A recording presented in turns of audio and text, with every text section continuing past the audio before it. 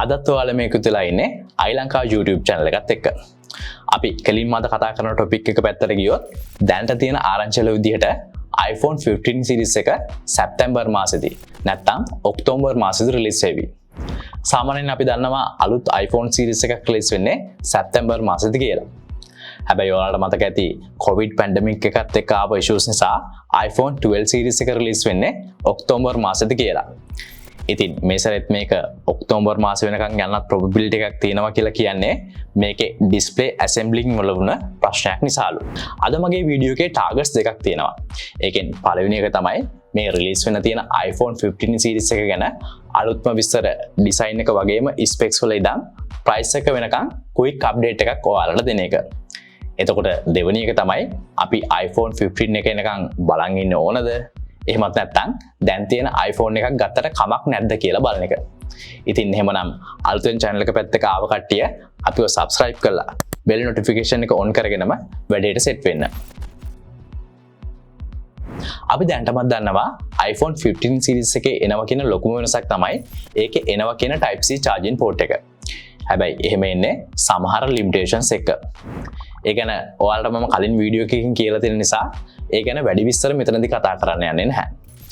ඊට පස්සේ ඩිසයින් එක පැත්තෙන් ගත්තොත් අපි දන්නවා මේ iPhone 15 series එකත් iPhone 11 වල ඉඳන් පටන් අරගත්ත එකම ඩිසයින් එක කන්ටිනියු කරගෙන යාවි කියන එක. හැබැයි හැම සැරේදීම වගේම මේ සැරේත් මේකේ කැමරා අයිලන්ඩ් එක කලින් iPhone 14 series එකට වඩා ටිකක් ලොකු වේවි. ඒ කියන්නේ මේ කැමරා අයිලන්ඩ් එක පළවෙනි වගේම ඝනකමිනුත් iPhone 14 series එකට වඩා පොඩ්ඩක් ලොකු වේවි. ඒ වගේම මේකේ edges අර iPhone 12 වල ඉඳන් ආව flat edges විදිහට තියෙන්නේ නැතිව පොඩ්ඩක් rounded corners විදිහට තියෙවි.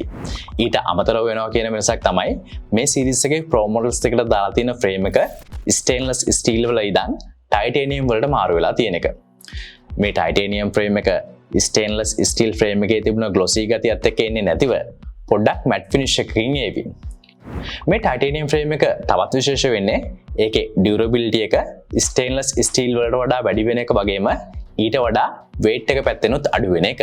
එතකොට display එක පැත්තෙන් ගත්තම highlighted කරන තියෙන දේ තමයි iPhone 14 Pro models දෙකේ විතරක් ආව dynamic island එක මේ සැරේ iPhone 15 series එකේ හැම phone එකක් එක්කම එනවා කියන එක. ඒ වගේම Pro models දෙකේදී විතරක් display වල bezel size එක 14 Pro models දෙකේ display panel එකේ තියෙනවට වඩා අපිට highlighted වෙන තරම් පොඩියට එවි. ඒක prove කරන්න තියෙන තව සාක්ෂියක් තමයි අර අපි කලින් කියපු විදිහට display size එක එකම විදිහට තිබුණත් device එකේ size එක පොඩි වෙලා තියෙන එක. ඒ වගේම 2007 ඉඳන් මේ වෙනකන් ආව හැම iPhone එකේම තිබුණ slider button එක මේ සැරේ capitative button එකක් විදිහට replace කරලා තියෙනවා. ඉතින් මේ sources කියන විදිහට මේක Apple Watch Ultra එකේ තිබුණ action button එකේ විදිහටම customize කරන්න පුළුවන් button එකක් වේවි. කොහොම හරි අන්තිමට කියන්න තියෙන්නේ මේ iPhone 15 series එකේ phone එකක් back cover එකක් එක්ක use කරද්දී ඒකේ look and feel එක ගොඩක් වෙලාවට iPhone 14 series එකේ smartphone එකක් විදිහටම තියෙවි.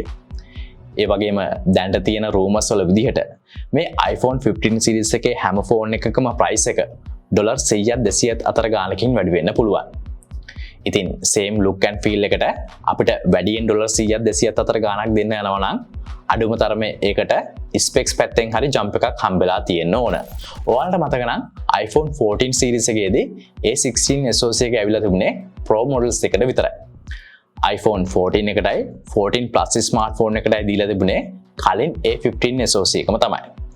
ඉතින් මේ සැරේත් ඒ recipe එකේ විදිහටම iPhone 15 එකටයි 15 Plus smartphone එකටයි A16 එකම දීලා Pro models එකට විතරක් A17 SoC එක දේවි. මේ A17 SoC එක හැදෙන්නේ TSMC ලගේ අලුත්ම 3nm fabrication process එකේ. එහෙම ආවොත් මේ A17 එක තමයි ලෝකේ 3nm process එකෙන් හදන පළවෙනි SoC එක.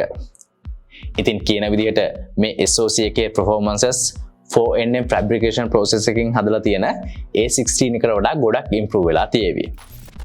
මේ ලීක් වුණ benchmark scores වලින් අපිට කියන්නේ ඒ කතාවම තමයි. ඉතින් rumors වලින් කියන විදිහට මේ A17 SoC එක ගොඩක් powerful SoC එකක් වේවි. මේ දවස්වල තවත් වැඩියෙන්ම කතා කරන දෙයක් තමයි ඉස්සරහට AI capabilities එක අපේ වැඩ ලේසි කරගන්න පුළුවන් ක්‍රම ගැන. ඉතින් මේ iPhone 15 series එකේ එන smartphones එහෙමත් මේ විදිහේ improve වුණ AI capabilities එක එවි. ගොඩක් දුරට මෙහෙම එනවා කියලා කියන්නේ health app එක පැත්තෙන්ලු. ඒ කියන්නේ අපේ heart rate එක, එතකොට sleeping වගේම breathing patterns monitor කරලා අපිට healthy life එකක් අරගෙන යන්න workouts, meal plans වගේම exercise routines එහෙමත් suggest කරන තරම් මේ iPhone 15 series එකේ එන AI ට පුළුවන්කම තියේවි. iPhone එකක් ගන්න කෙනෙක් තවත් ලොකුවටම බලාපොරොත්තු වෙන දෙයක් තමයි ඒකේ තියෙන camera performance එක.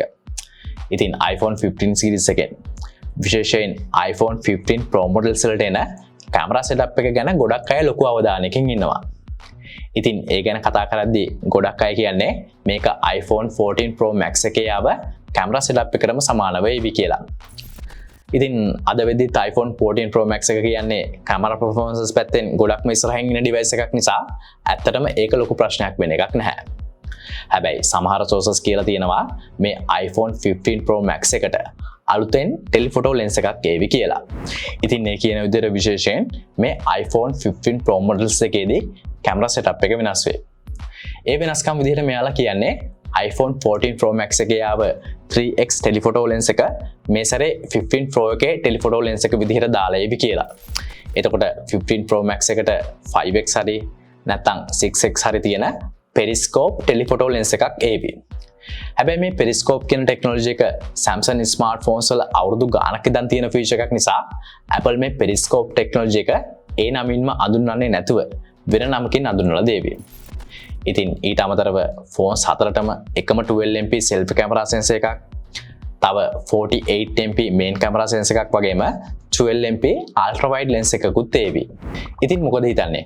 iPhone 15 series එක එනකන් අපි බලන් ඉන්න ඕනද? මෙහෙමයි. අනිවාර්යෙන් අපි බලන් ඉන්න ඕන. හැබැයි ඒ iPhone 15 series එකේ phone එකක් ගන්න ඕන නිසාම නෙමෙයි. මොකද අපි දන්නවා iPhone 15 series එක එනවත් එක්කම iPhone 14 series එක වගේම අනිත් iPhones වල prices එහෙමත් අඩු වෙනවා කියලා.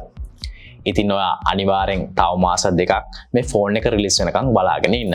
ඒ වගේම ඔයා හැමතිස්සෙම අලුත්ම iPhone series එකේ phone එකක් ගන්න කැමති කෙනෙක් නම් ඒ වගේම ඒක ගන්න පුළුවන් කමක් තියෙනවා නම් ඒ iPhone 15 series එකේ phone එකක් ගන්න. හැබැයි එහෙම ගන්න ඕන අනිවාර්යෙන් iPhone 15 Pro models දෙකෙන් එකක්. මොකද එතකොට තමයි අපිට අලුත්ම 3nm fabrication process එකෙන් එන A17 SoC එකේ වැඩ කැලේ ටික බලා ගන්න පුළුවන් වෙන්නේ. ඒ වගේම අපිට හොඳටම notice වෙන තරමට පොඩි උන ලස්සන screen එකක්. එතකොට zoom in capabilities වැඩි camera setup එකක් වගේම කලින්ට වඩා වැඩි ස්පීඩ් එකකින් වැඩ කරන්න පුළුවන් Type C port එකකුත් ඔයාට ඒ Pro models එකත් එක්ක හම්බෙවි. ඒ අරගෙන මේ Pro models එකට titanium frame එකක් එක්ක rounded corners හම්බෙන නිසා ඒකේ hands on feel එකත් iPhone 14 series එකට වඩා වෙනසක් එක්ක එවි.